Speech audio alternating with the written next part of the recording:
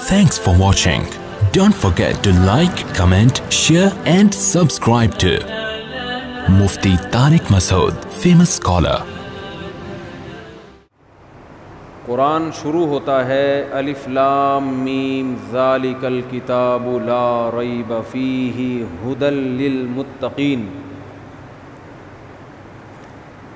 یہ جو رمضان ہے اس کو قرآن کے ساتھ بہت مناسبت ہے. یہ ایک دوسرے کے دوست ہیں.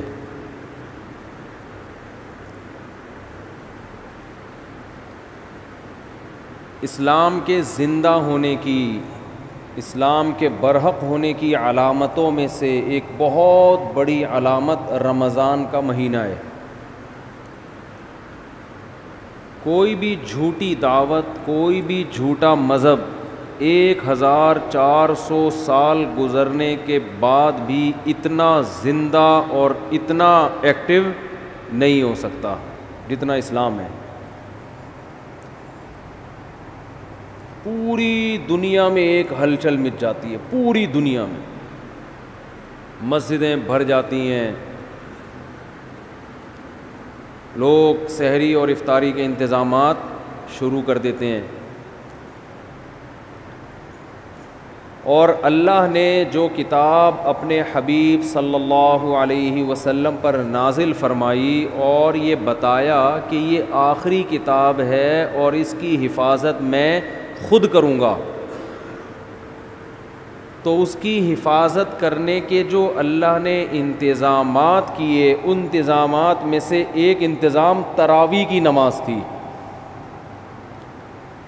یہ وہ نماز ہے جو دوسرے مذاہب میں، آسمانی مذہبوں میں ہمیں نہیں ملتی. یہ وہ نماز ہے. اگر یہ تراویح کی نماز یہودیوں کے پاس ہوتی تو ان سے تورات ضائع بولیں نہ ہوتی، تورات ضائع نہ ہوتی. جب موسیٰ علیہ السلام پہ تورات نازل ہوئی تھی اسی وقت لوگ نماز میں اس کی تلاوت شروع کر دیتے اور پوری کتاب ختم کرتے جیسے ہم کرتے ہیں.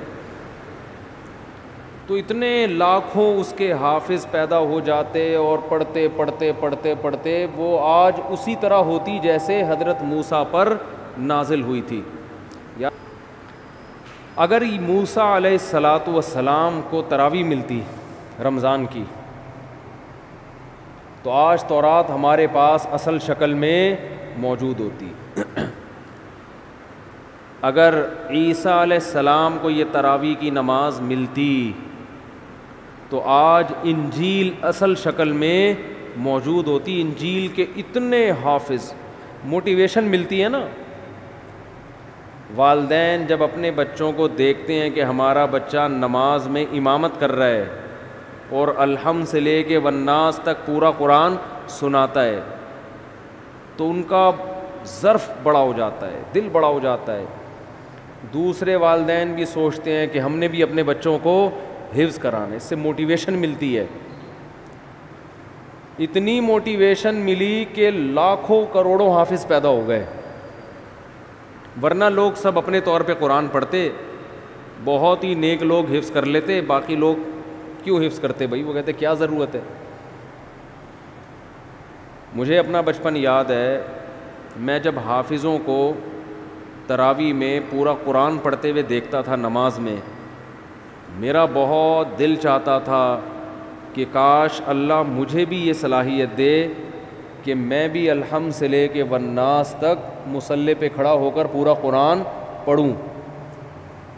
ایک دل میں جذبہ ہر سال جذبہ پیدا ہوتا تھا.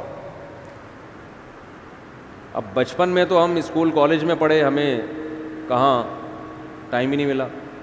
لیکن جب ادھر کو آئے نا تو پھر بڑی عمر میں میں نے حفظ کیا اور بڑی تمنا تھی. پڑھائی کے دوران حفظ کرتے کرتے بالآخر جب پہلی مرتبہ میں نے قرآن سنایا ہے تو پوری رات بیٹھ کے میں یاد کرتا تھا. پوری رات. بہت مشکل تھی نا، کچا تھا، سنایا صحیح تھا. جیسے مجھے یہ موٹیویشن ملی اور بھی مسلمانوں کو یہ موٹیویشن ملتی ہے. تو پچھلی کتابیں جو تھیں چونکہ ان شریعتوں کو اللہ نے ختم کرنا تھا، اللہ کو پتہ تھا کہ یہ ایک خاص وقت کے لوگوں کے لیے، زمانہ چینج ہوگا تو اس حساب سے اللہ کا جو آسمانی مذہب ہے اس کے احکام بھی آہستہ آہستہ چینج ہوں گے زمانے کے لحاظ سے۔